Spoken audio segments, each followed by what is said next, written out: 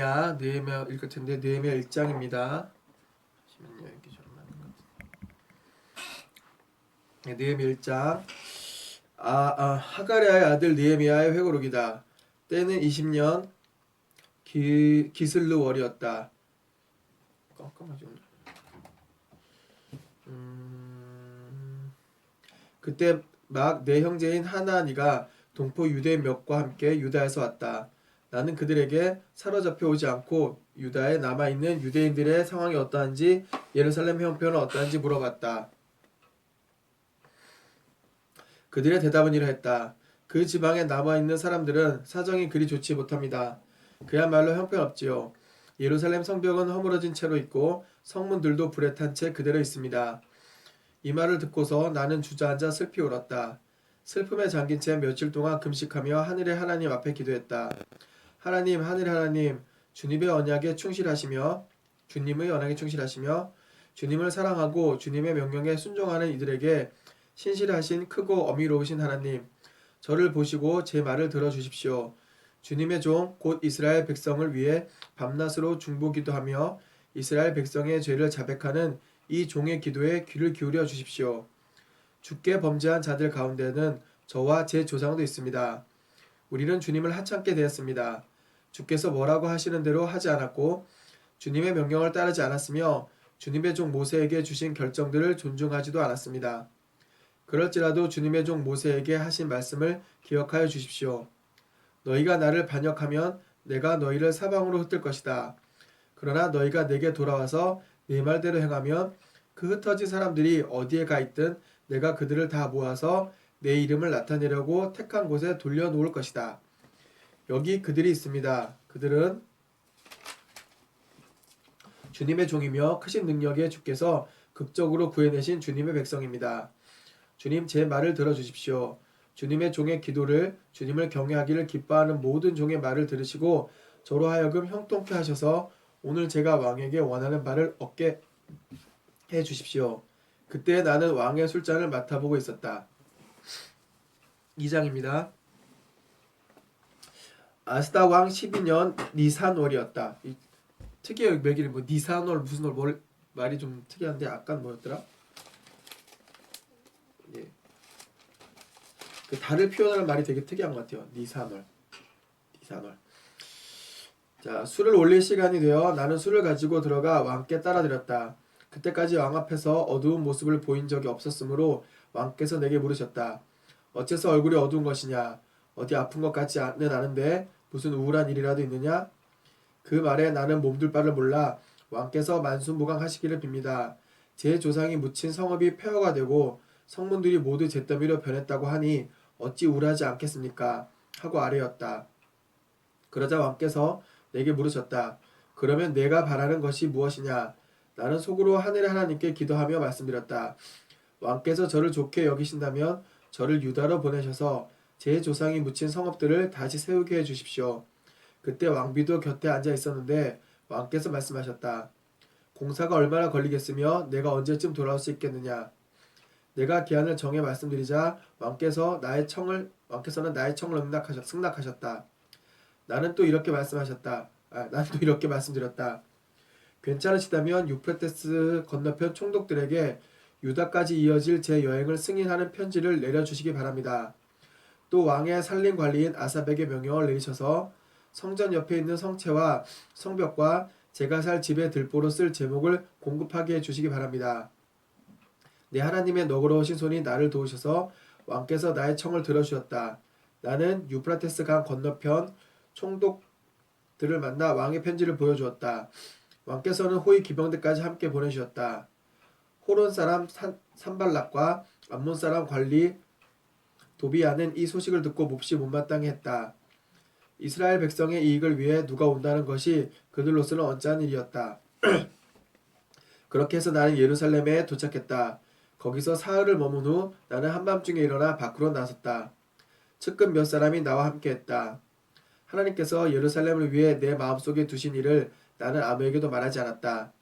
우리에게 짐승이라고는 내가 탄 것밖에 없었다. 나는 야암을 틈타 골짜기 문을 나서서 용의 샘을 지나 거름 문에 이르는 예루살렘 성벽을 둘러보았다. 성벽은 허물어지고 성문들은 불탄 채 버려져 있었다. 거기서 샘 문으로 건너가 왕의 연못에 이르자 내가 타고 있던 나귀가 지나갈 공간이 없었다. 그래서 나는 골짜기를 타고 올라가며 어둠 속에서 성벽을 계속 살핀 뒤에 골짜기 문을 통해 되돌아왔다. 지방 관리들은 내가 어디로 갔는지 무슨 일을 했는지 전혀 몰랐다. 유대인이나 제사장이나 귀족이나 지방 관리나 직책을 가진 그 누구에게도 내가 한마디도 하지 않았기 때문이다. 성벽을 돌아보고 난 뒤에야 나는 그들에게 말했다. 현실을 똑바로 보십시오. 우리는 지금 어려운 고비에 처해 있습니다. 예루살렘은 폐허가 되었고 성문들은 불타버렸습니다. 어서 예루살렘 성벽을 쌓아서 다시는 이런 수모를 받으며 살지 말아야 합니다. 나는 하나님께서 어떻게 나를 지지하시며 왕이 어떻게 나를 후원하고 있는지 그들에게 말했다. 그러자 그들이 대답했다. 같은 생각입니다. 어서 시작해야겠습니다. 그들은 당장이라도 나설 듯이 소매를 걷어붙였다. 호론 사람 산발락과 암몬 사람 관리 도비야와 아랍 사람 게셈이 이 소식을 듣고 우리를 비웃으며 조롱했다. 하! 당신들이 도대체 뭘 하겠다는 거요? 감히 왕을 배반하겠다는 거요? 내가 되받아쳤다. 하늘의 하나님께서 반드시 우리를 도와 성공하게 하실 것이요. 우리는 그분의 종이니 열심히 일하며 성벽을 재건할 것이요. 쓸데없는 간섭은 마시오. 당신들은 이 일에 발언권이 없을 뿐더러 예루살렘과도 아무 상관이 없소.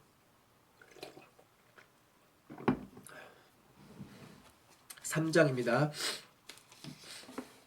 대제사장 엘리아삽과 동료 제사장들이 함께 일어나 밖으로 나섰다.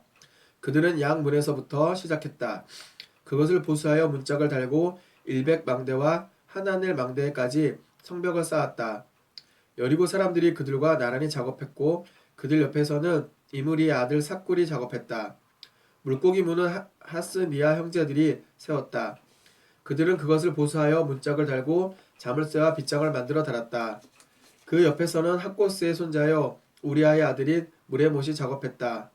그 옆은 무세사벨의 손자여 베레갸의 아들인 무술람이 작업했다.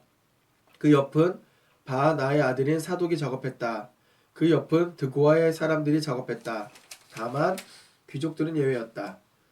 그들은 자기들 공사 책임자와 함께 일하려 하지 않았고 그런 일로 손을 더럽히는 것을 거절했다. 이거 역시 귀족들의 문제예요. 여사나 문은 바세아의 아들 요야다와 부소드야의 아들 무슬람이 맡았다. 그들은 그것들을 보수하여 문짝을 달고 자물쇠와 빗장을 만들어 달았다.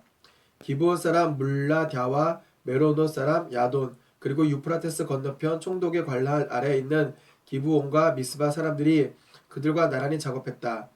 할헤야의 아들 금세공업자 우시엘이 그 옆에서 작업했고 그 옆은 향수를 만드는 하나냐가 작업했다. 그들은 넓은 벽에 이르기까지 예루살렘 성벽을 다시 세웠다. 다음 구간은 예루살렘 반쪽 구역의 책임자이자 후루의 아들인 르바야가 작업했다. 그 옆으로 하루마베의 아들 여다야가 자기 집 앞에 성벽을 다시 세웠다. 하삼네아의 아들 아투스가 그 옆에서 작업했다. 하림의 아들 말기야와 마핫 모압의 아들 핫숲은 풀무 망대가 포함된 다른 구간을 보수했다. 그 옆에서 작업한 사람은 예루살렘 나머지 반쪽 구역의 책임자이자 헬로헤스의 아들인 살룸과 그의 딸들이었다. 골짜기 문은 사노와 마을 사람들과 하눈이 맡았다. 그들은 그것을 보수하여 문들을 달고 자물쇠와 빗장을 만들어 달았다. 그들은 계속해서 거름문에 이르기까지 성벽 450m를 보수했다. 거름문 자체는 벳핫게렘 구역의 책임자인 레갑의 아들인 말기야가 맡았다. 그는 그것을 보수하여 문짝을 달고 자물쇠와 빗장을 만들어 달았다. 샘 문은 미스바 구역의 책임자이자 골호세의 아들인 살룬이 맡았다. 그는 그것을 보수하여 지붕을 얹고 문짝을 달고 자물쇠와 빗장을 만들어 달았다. 그는 또 다윗성에서 내려가는 계단에 이르기까지 왕의 동산에 있는 실로암 연못의 벽을 다시 세웠다. 그 다음 벳술 반쪽 구역의 책임자이자 아스북의 아들인 느헤미야가 맡았다. 그는 다윗의 묘 바로 앞에서 연못과 영웅들의 집에 이르기까지 작업했다. 그 다음 이어지는 부분은 레위인들이 바니의 아들 르훔 밑에서 작업했다. 그들 옆에서는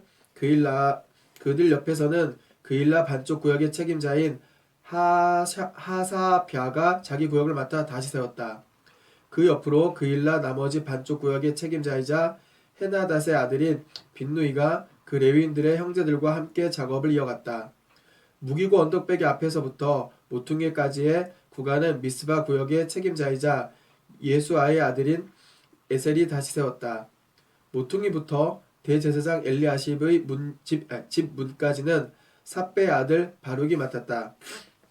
학고스의 손자여 우리아의 아들인 무레못은 엘리아십의 집 문에서부터 엘리아십의 집 맨 끝까지 맡았다.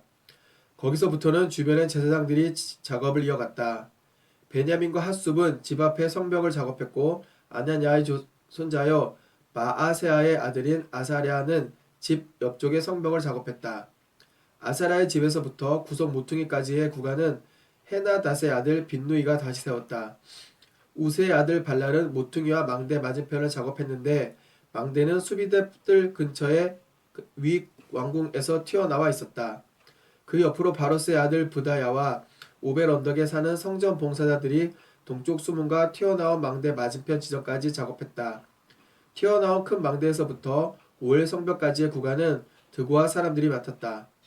말문 위로는 제사장들이 작업했는데 각 제사장이 자기 집 앞에 성벽을 보수했다. 그들 다음으로 임멜의 아들 사독이 자기 집 앞에 성벽을 다시 세웠고 그 다음은 동문 문지기 스가냐의 아들 스마야가 다시 세웠다. 그 다음은 셀레미아의 아들 하나냐와 살랍의 여섯째 아들 하눈이 다시 세웠다. 그 다음으로 베레게아의 아들 무슬람이 자기 헛간 앞에 성벽을 재건했다. 금 세공업자 말기야는 성전 봉사자와 상인들의 집에까지 그리고 검사문과 모퉁이 다락까지의 성벽을 보수했다. 모퉁이 다락과 양문 사이는 금 세공업자와 상인들이 보수했다. 지금 이제 무너진 성벽을 이제 체계적으로 파트를 맡아서 하나하나 짓고 있는 거죠. 아 그래도 다시 세워진다고 하니까 좀 마음이 좀 좀 덜 힘들긴 한데 애초에 안 무너졌으면 그죠? 자 4장입니다. 4장. 산발락과 우리가 성벽을 다시 쌓아 올리고 있다는 말을 듣고 노발대발하며 유대인들을 비방했다. 산발랏이 비방한 거죠. 그는 사마리아인 측근들과 군대 앞에서 거침없이 말했다. 이 비천한 유대인들이 지금 무엇을 하는 거냐? 하룻밤 사이에 모든 것을 정상으로 되돌릴 수 있다고 생각하는 건가? 생각만 하면 건축자재가 나온다더냐? 옆에 있던 암몬 사람 도비야도 합세했다. 그러게 말이오. 도대체 무엇을 쌓겠다는 거지? 여우 한 마리만 올라가도 무게를 이기지 못하고 산산이 무너져 버릴 텐데.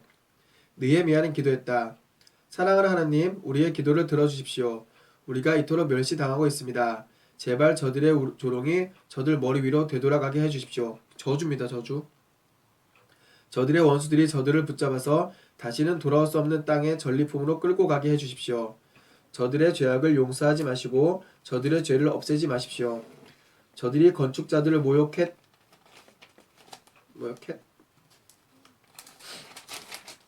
모욕했습니다. 우리는 성벽을 보수하고 쌓는 일에 속도를 냈다. 백성이 마음을 다해 일하여 성벽 전체가 금세 하나로 이어졌고 높이도 목표치의 절반에 이르렀다. 산발락과 도비야와 아랍 사람과 암몬 사람과 아스도 사람들은 예루살렘 성벽 보수가 아주 순조롭게 진행되고 있으며 성벽에 끊어진 곳들이 메워지고 있다는 소식을 듣고 몹시 화를 냈다. 그들은 예루살렘과 싸워 최대한 분란을 일으키기로 머리를 맞대고 결의했다. 우리는 하나님께 기도하면서 맞섰고 하루 종일 보초를 세워 그들의 공격에 대비했다. 그러나 머지않아 유다에 이런 말이 나돌았다. 건축하는 자들은 지쳤는데 쓰레기 더미만 쌓여간다. 우리도 어쩔 수 없다. 이 성벽을 쌓을 수 없다. 그러는 동안 우리의 원수들은 다음과 같이 떠들고 다녔다. 저들은 누가 자신들을 공격했는지도 모르겠지. 쥐도 새도 모르게 우리가 쳐들어가 저들을 닥치는 대로 죽이자. 그러면 공사가 중단되겠지. 그들과 이웃하여 사는 유대인들이 계속 소식을 전해왔다. 그들이 우리를 포위했습니다. 이제 곧 공격할 것입니다. 우리는 이 말을 적어도 10번은 들었다. 그래서 나는 성벽의 가장 취약한 곳에 무장 보초를 세우고 칼과 창과 활을 든 사람을 가문별로 배치했다. 나는 상황을 살핀 뒤에 일어나서 귀족과 관리와 다른 사람들에게 말했다. 그들을 두려워하지 말고 크고 두려우신 주님을 기억하십시오. 그리고 여러분의 형제와 자녀와 아내와 집을 위해 싸우십시오. 원수들은 우리가 그들의 계략을 모두 알고 있다는 것도 하나님께서 그 계략을 무산시키셨다는 것도 깨닫게 되었다. 우리는 다시 성벽으로 돌아가 작업에 임했다. 그때부터 우리 젊은이들 가운데 반은 일을 하고 나머지 반은 창과 방패와 활을 들고 갑옷 차림으로 보초를 섰다. 관리들은 성벽 재건 공사를 하는 모든 유다 백성의 후방을 지켜주었다. 일반 일꾼들은 한 손에는 연장을, 다른 한 손에는 창을 들었다. 성벽을 쌓는 사람들은 허리에 칼을 차고 일했다. 나는 제때의 경보를 울리기 위해 나팔수를 곁에 두었다. 나는 귀족과 관리와 다른 사람들에게 말했다. 공사가 워낙 커서 우리가 서로 성벽을 따라 흩어져 있습니다. 나팔 소리가 들리거든 소리 나는 곳으로 달려와 합류하십시오. 하나님께서 우리를 위해 싸우실 것입니다. 우리는 동뜰 때부터 별이 뜰 때까지 일했고 우리 가운데 반은 창을 들고 일했다. 나는 또 백성에게 이렇게 지시했다. 밤에는 각 사람이 조수들과 함께 예루살렘 안에 머무르며 보초를 서고 낮에는 일을 하십시오. 나와 내 형제와 내 일꾼과 나를 지원하는 보초를 비롯한 우리 모두는 옷을 입은 채 잠자리에 들었고 물을 뜨러 갈 때도 손에서 창을 놓지 않았다. 완전 24시간 전투체계. 군대에서 5분 대기조라 그러거든요. 5분 대기조처럼 완전 대기를 했던 거죠. 자, 5장 보겠습니다. 여자들을 포함한 모든 백성이 동포 유대인들에게 거세게 항의했다. 어떤 사람들은 이렇게 말했다. 우리는 가족이 많으니 살아남으려면 양식이 필요합니다. 다른 사람들은 이렇게 외쳤다. 입에 풀칠이라도 할 만큼 곡식을 얻으려면 우리 밭과 포도원, 집을 저당 잡혀야 합니다. 또 다른 사람들은 이렇게 말했다. 왕에게 세금을 내려면 우리 밭과 포도원을 저당 잡히고 돈을 빌려야 합니다. 보시다시피 우리는 유대인 형제들과 똑같은 살과 피를 가지고 있으며 우리 자녀들도 그들의 자녀들과 다를 바 없습니다. 그런데도 우리는 이제 자녀들까지 종으로 팔아야 할 처지가 되었습니다. 우리 딸들 가운데는 이미 팔려간 경우도 있는데 우리 밭과 포도원이 다른 사람 소유이니 어쩔 도리가 없습니다. 오호. 그들의 항의와 불만을 들은 나는 정말 화가 났다. 그 내용을 신중히 생각한 끝에 나는 귀족과 관리들을 불러 꾸짖었다. 당신들의 형제를 갈취하고 있어. 이어서 나는 큰 회의를 소집하여 그 문제를 다루었다. 우리는 외국인에게 종으로 팔릴 수밖에 없는 유대인 형제들을 애써 값을 치르고 찾아왔소. 그런데 이제 당신들이 빚을 빌미로 그 형제들을 다시 종으로 팔고 있어. 우리더러 그들을 다시 사오라는 말입니까? 그들은 아무 말이 없었다. 무슨 말을 할 수 있겠는가? 이것은 정말 악한 짓이요. 당신들에게는 하나님을 경외하는 마음이 조금도 남아있지 않은 겁니까? 주변 나라와 우리의 원수들이 우리를 어떻게 생각할지 신경도 안 쓴단 말입니까? 나와 내 형제와 내 밑에서 일하는 사람들도 백성에게 돈을 빌려주고 있어. 이제 이자로 그들을 갈취하는 일은 당장 그만둬야 하오. 저당 잡은 백성의 밭과 포도원과 올리브 과수원과 집을 당장 돌려주시오. 그리고 그들에게 돈과 곡식과 새 포도주와 올리브 기름을 구워주고 받은 이자도 탕감해 주시오. 그들이 말했다. 모두 돌려주겠습니다. 그들에게 더 이상 요구하지 않겠습니다. 말씀하신 대로 다 하겠습니다. 그래도 말을 잘 듣네요. 나는 제사장들을 불러놓고 그들이 한 말을 지키도록 서약하게 했다. 그리고 내 주머니를 뒤집어 털면서 말했다. 누구든지 이 약속을 지키지 않는 자는 하나님께서 그의 주머니와 집도 이렇게 뒤집어서 털어버리실 것이요. 비유가 리얼하죠. 모두가 전심으로 예 우리가 그렇게 하겠습니다 하며 하나님을 찬양했다. 그리고 그들은 그 약속을 지켰다. 나는 아닥사스다 왕 20년에 유다 땅 총독으로 임명받아 아닥사스다 왕 32년까지 12년 동안 총독으로 있었지만 나와 내 형제들은 총독으로서 받아야 할 녹을 받지 않았다. 내 전임 총독들은 양식과 포도주를 사기 위해 하루에 은 40세겔 0.5kg씩을 백성들에게서 거두어 들여 그들을 착취했고 그 아랫 사람들도 무자비하게 백성을 괴롭혔다. 그러나 나는 하나님을 두려워했으므로 그런 일을 절대 하지 않았다. 그보다 내가 한 일은 성벽을 쌓는 일이었다. 내 모든 부하들도 성벽을 쌓는 데 몰두했다. 우리는 사리사욕을 채우고 있을 시간이 없었다. 나는 내 식탁에서 유대인과 관리들 150명을 먹였고 그 외에 주변 나라에서 오는 사람들도 있었으므로 날마다 황소 한 마리, 기름진 양 6마리, 닭 여러 마리를 준비했다. 열흘에 한 번씩은 많은 양의 포도주도 마련해야 했다. 그런데도 나는 총독이 받아야 할 녹을 받지 않았다. 백성의 삶이 이미 몹시도 힘겨웠기 때문이다. 나의 하나님, 제가 이 백성을 위해 행한 모든 일을 기억하시고 제게 은혜를 베풀어 주십시오. 자기가 요구하는 게 좀 뻔뻔한 것 같긴 하지만 그래도 정말 최선을 다했네요. 그죠? 녹도 받지 않고 정말 백성을 위해서. 참 이런 관리 만나기 힘들죠. 자, 오늘의 마지막 6장입니다. 내가 성벽을 다 쌓아 올려 더 이상 성벽에 끊어진 곳이 없게 되었다는 말이 산발락과 도비야, 아랍 사람 게셈을 비롯한 우리 원수들의 귀에까지 들어갔다. 왜 계속 비웃고 놀리고 막 조롱하는 사람 있죠. 아직 성문의 문짝은 달지 않은 상태였는데 산발락과 게셈이 내게 전가를 보내왔다. 오노 골짜기 비그림으로 오시오. 거기서 좀 봅시다. 나는 그들이 나를 해치려고 수작을 부리는 것을 알고 심부름꾼을 돌려보내며 다음과 같이 전했다. 나는 지금 큰 공사를 하고 있어 내려갈 수 없소. 어찌 이 일을 중단하고 당신들을 보러 간단 말이오. 그들은 4번씩이나 같은 전가를 보내왔고 그때마다 나도 같은 답변을 했다. 5번째에도 산발랏은 같은 내용의 편지를 봉하지 않은 채 같은 심부름꾼을 시켜 보내왔다. 당신과 유대인들이 반역을 꾀하고 있다는 소문이 여러 민족들 사이에 돌고 있소. 게셈도 그것이 사실이라고 말했소. 당신들이 성벽을 쌓는 것도 그러한 이유에서라고 말이오. 당신이 왕이 되려고 하는 것이며 유다의 왕이 있다고 예루살렘에 공포하기 위해 예언자들까지 세웠다는 말을 들었소. 이제 이 일은 모두 왕의 귀에 들어가게 될 것이오. 그러니 우리가 함께 앉아 대화할 필요가 있지 않겠소? 나는 심부름꾼을 돌려보내며 다음과 같이 전했다. 당신의 말은 사실 무근이요. 모두 당신이 꾸며낸 것이요. 그들은 우리를 위협하여 성전 건축을 그만두게 하려고 했다. 저들은 포기할 것이며 절대 공사를 끝마치지 못할 것이다. 이것이 그들의 생각이었다. 나는 기도했다. 하나님 제게 힘을 주십시오. 그 후에 나는 무헤다벨의 손자요 들라의 아들인 스마야를 그의 집에서 은밀히 만났다. 그가 말했다.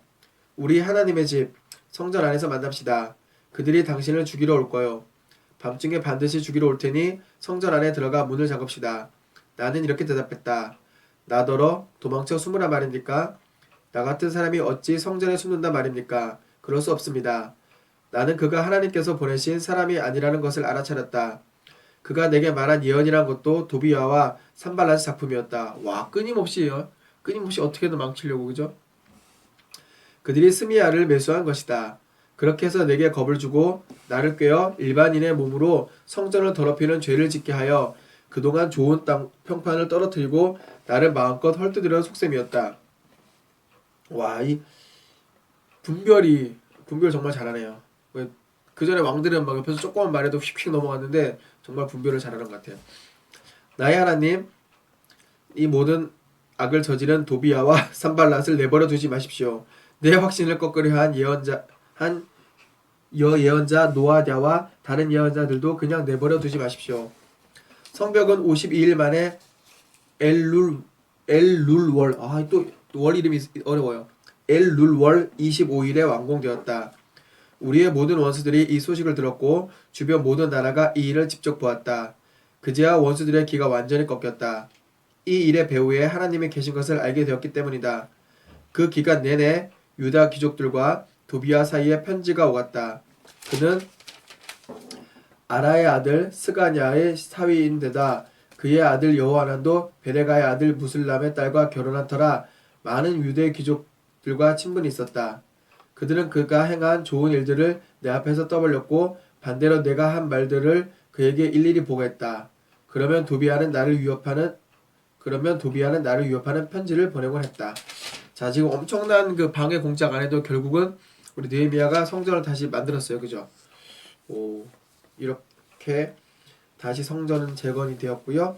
자, 이 후의 이야기, 그러니까 느헤미야 7장부터는 이제 내일부터 계속 다시 연결해서 읽도록 하겠습니다. 어쨌든 완전 폐허가 된 성전이 다시 그래도 깨우친 사람 또 여러 가지 역사를 통해서 다시 그 재건축되는 거 그런 역사도 보니까 방해도 언젠가 되돌릴 수 있구나, 때가 있겠구나라는 생각을 하게 됩니다. 자, 이제 7장부터는 내일 다시 읽도록 하겠습니다.